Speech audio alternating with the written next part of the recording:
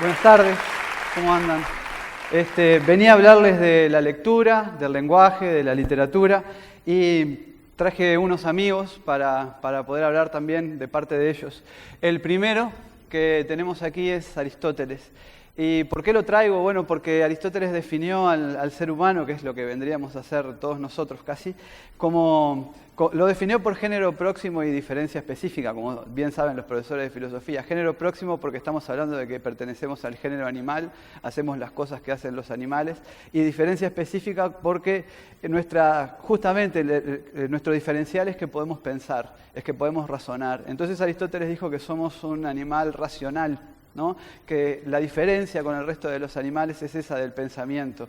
Y después de 2000 años vino Cassirer, que es otro filósofo del lenguaje, que son las personas en las que yo me apoyo para intentar estimular el hábito de la lectura.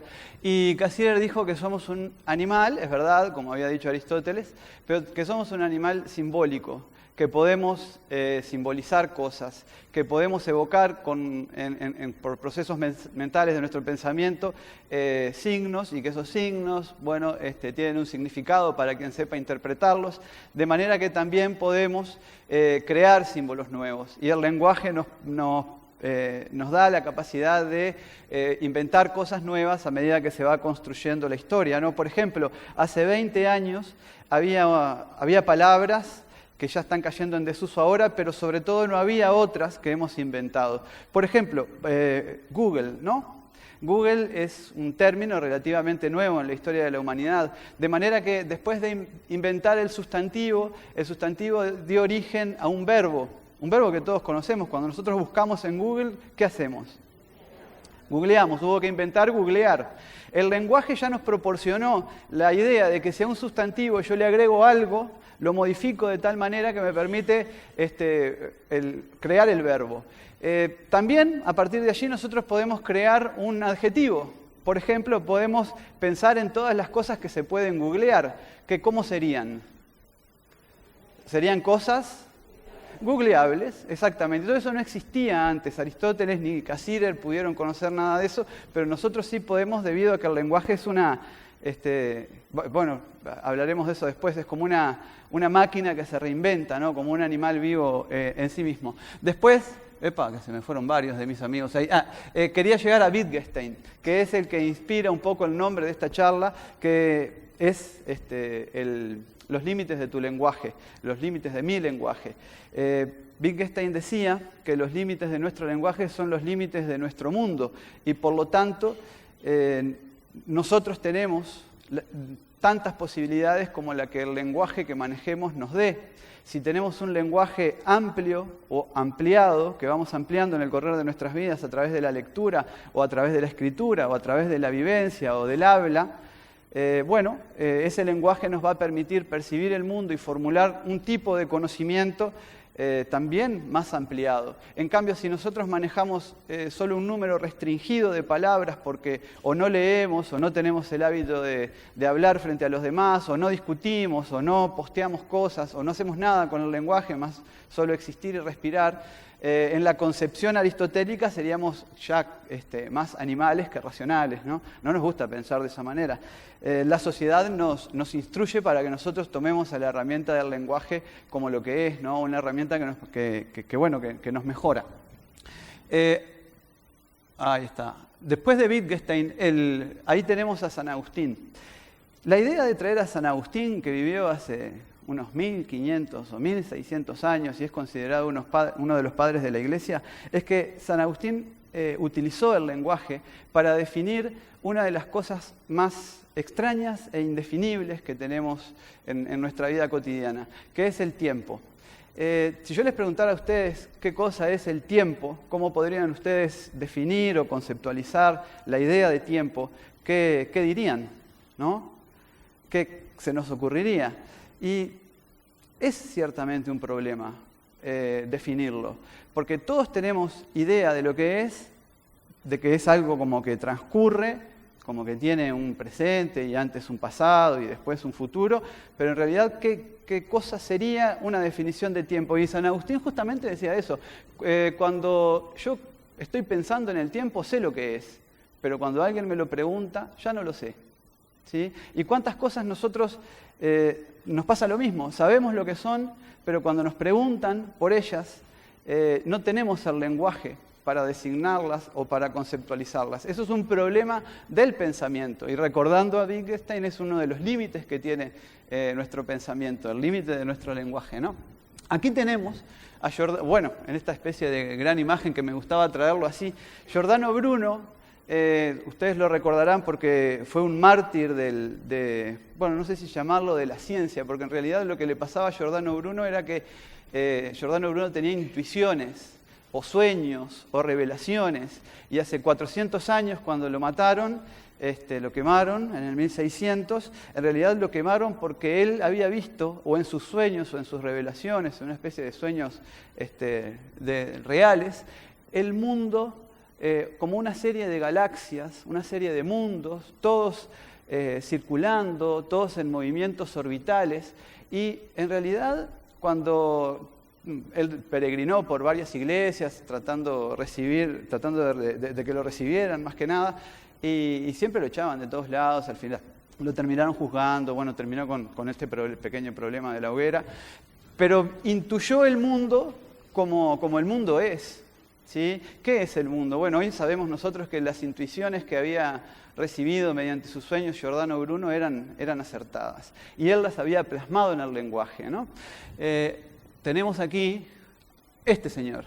Este señor aunó, allá por los mismos años en los que estaban quemando a Giordano Bruno, Cervantes estaba escribiendo el Quijote, ¿no? Y en el Quijote es una de las primeras novelas donde tanto la dimensión del espacio, como vimos con Giordano Bruno, y la del tiempo, que habíamos visto con San Agustín, se reúnen. Hay un episodio del Quijote que yo siempre lo estoy contando y recontando porque me parece que ofrece una idea de lo que fue aquella novela, en el que es el episodio, digamos, de la cueva de Montesinos. ¿Y por qué esto tiene que ver con el tiempo y en el espacio? Por lo siguiente.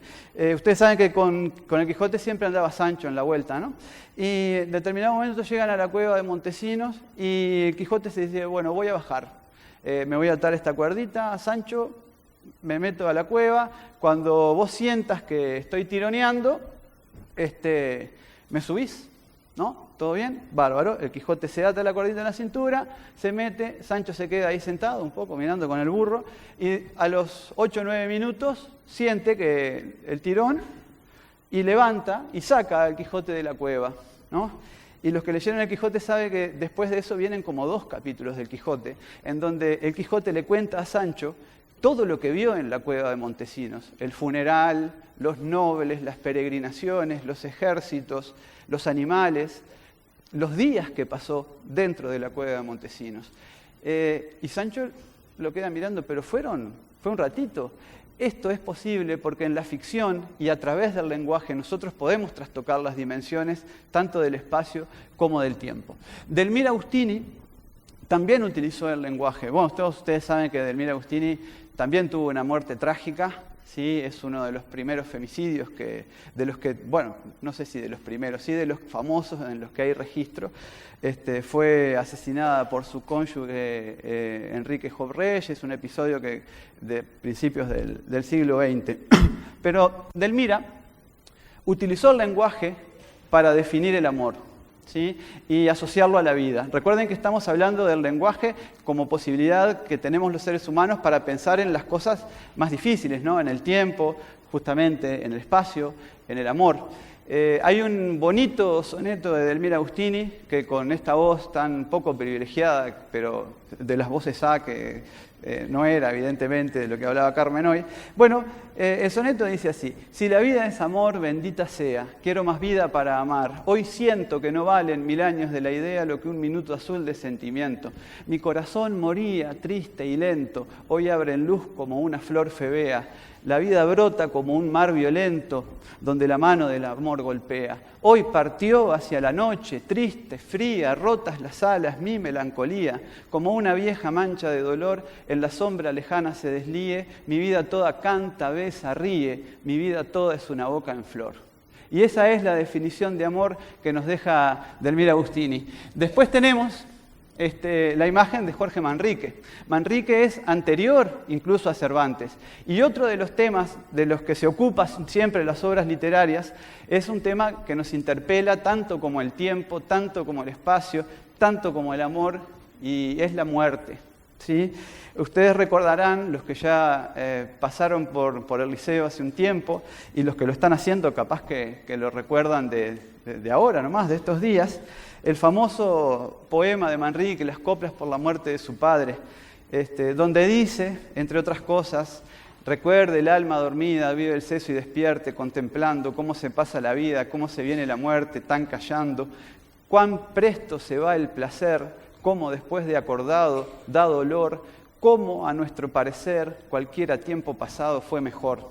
Y luego dice Manrique, en esas mismas coplas: nuestras vidas son los ríos que van a dar a la mar, que es el morir. Allí van los señoríos, derechos hacia acabar y consumir. Allí los ríos caudales, los otros medianos y más chicos, y llegados son iguales los que viven por sus manos y los ricos. Porque la muerte es, para Manrique, lo que iguala a las personas. Tanto los que viven por sus manos como los ricos van a estar todos unidos en el mismo destino. Es muy difícil pensar en la muerte, pensar en el tiempo, pensar en el amor, pensar en el espacio, sin el lenguaje. Y el lenguaje muchas veces enriquece nuestro conocimiento y nuestra percepción, ¿no? Aquí tenemos a Anónimo. Estoy seguro que algunos de ustedes me pueden secundar, porque Anónimo escribió una cosa en la que se unen el amor y la muerte. Que todos conocemos la versión bellísima del romance del enamorado y la muerte de Washington Carrasco y Cristina Fernández. El que se anime conmigo a recitarlo, por favor, es bienvenido. ¿Recuerdan cómo empieza? Ahí está, bueno, capaz que entre todos podemos. Un sueño soñaba anoche, soñaba, vi entrar muy más que la nieve fría. Eso lo dice el enamorado, ¿no? Pero la que entra dice... el enamorado sigue diciendo: ¿cómo has entrado, amor? ¿Cómo has entrado, mi vida? Las puertas están cerradas, ventanas y celosías. Y le responden: no soy el amor amante, soy... Ay, muerte tan rigurosa, déjame vivir un día. Muy deprisa se calzaba, más deprisa se vestía. Y entre paréntesis digo que ahí hay un tema, ¿no? Porque si él se calza primero y después se viste, se le va a complicar. Bueno, pero ya se va para la calle en donde su amor vivía y le dice a la muchacha: ábreme la puerta blanca. ¿Cómo te podré yo abrir si la ocasión no es venida? Mi padre no fue al palacio, mi madre no está dormida. Porque se ve que ellos ya en algún momento habían hecho algo así, ¿no? Y bueno, termina finalmente, él le explica, ¿no? Si no me abres esta noche, ya no me abrirás, querida. La muerte me está buscando junto a ti. Vida sería. Vete bajo la ventana donde labraba y cosía, te echaré el cordón de seda para que subas arriba, y si el cordón no alcanzare, mis trenzas añadiría, que entre paréntesis, las trenzas eran el símbolo de la pureza de la mujer, ¿no? Estoy dispuesta, le dice ella, a cortarme hasta el símbolo de mi pureza para que vos puedas subir. Pero eso no llega a buen puerto, porque la fina seda se rompe, la muerte que allí venía. Vamos, el enamorado, la hora ya está cumplida. Y vieron ustedes que en esos mismos 40 versos que todos nosotros recordamos, o que gran parte de nosotros recordamos y los tenemos como grabados a fuego, están justo el tema del amor y el tema de la muerte. No quiero, bueno, sí, algunos conocidos más. El tema de la muerte, yo estoy casi seguro que muchos de ustedes leyeron este libro, y si no lo leyeron lo van a ir a buscar bien rápido. Se llama El país de las sombras largas. Es un muy bonito libro en donde está la imagen de la mejor muerte que yo haya visto en la literatura. Pero el mejor acto de morir, digamos, ¿no? Siempre estamos con que los héroes mueren combatiendo. El Cid incluso gana, en la literatura, el Cid gana la última de las batallas cuando ya está muerto. Lo meten en el caballo, lo mandan a la guerra, y con su sola presencia el ejército enemigo se va. Pero en esta novela, en El país de las sombras largas, hay una anciana que muere de una manera muy, muy conmovedora. Se sienta en la nieve, ya vieja, y espera que aquel punto que ve en el horizonte avance hacia ella. Aquel punto que ve en el horizonte es un oso polar, ¿sí? Ella sabe que ya es un lastre para su familia, que no pueden acarrearla como la están acarreando hasta el momento, y espera que el oso polar la mate y la coma, porque después su hijo va a matar al oso polar y lo va a comer, ¿no? Es como una idea muy bonita, ¿no? Aquí tenemos a otro personaje, pero estoy casi seguro que este es difícil de que sepamos quién es. Salvo que este personaje está en la tradición oral, en el lenguaje oral. Se llama José Salles, ¿sí? Y le dicen el Dios Verde. El Dios Verde existió, le sacaron esa foto, y fue una persona que fue un comerciante hasta los 60 años, y a los 60 años se le reveló Dios, y él empezó a predicar un mensaje que era entre el mensaje de Dios y el mensaje que a él se le ocurría de sus interpretaciones, y entre la década de los 50 y de los 70, según los testimonios que he podido recabar a través del lenguaje oral y de los cuentos, se lo vio por toda la zona del litoral. Era le decían el Dios Verde porque tenía una capa, ¿no? Esa capa que lo cubría, iba adquiriendo con el tiempo un tono verdoso, pero era tan señera su figura, y era tan esperado, que por ejemplo en un pueblo cercano a San José, le pidieron que hiciera una predicción para el pueblo, y él dijo que en ese pueblo, cada vez que muriera una persona, iban a morir 2 más, entonces los muertos iban a ir de a 3. Parece una bobada, pero en realidad es una cosa muy importante, porque en ese pueblo se pueden imaginar ustedes que cada vez que muere uno, el resto de las personas, que no son tantas, entra a pensar cómo es la situación. Yo me encontré con estas historias del Dios Verde. Hay otra historia que es buenísima, que no quería dejar de contárselas, y es que entre los dones que se le atribuía estaba el de convocar a las tormentas. Entonces era muy esperado, ¿no? Sobre todo en los tiempos de sequía. Pero había una cosa que hacía maravillosa, y es que dejaba embarazadas a las mujeres con solo mirarla, ¿ah?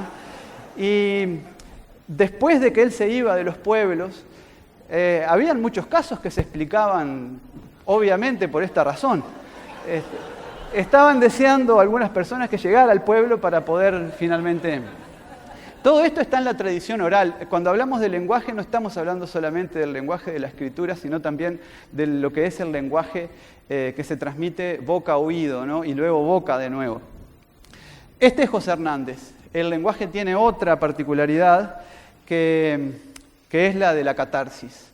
Dice el Martín Fierro, aquí me pongo a cantar al compás de la vihuela, que el hombre que lo desvela, una pena extraordinaria, como el ave solitaria, con el cantar se consuela.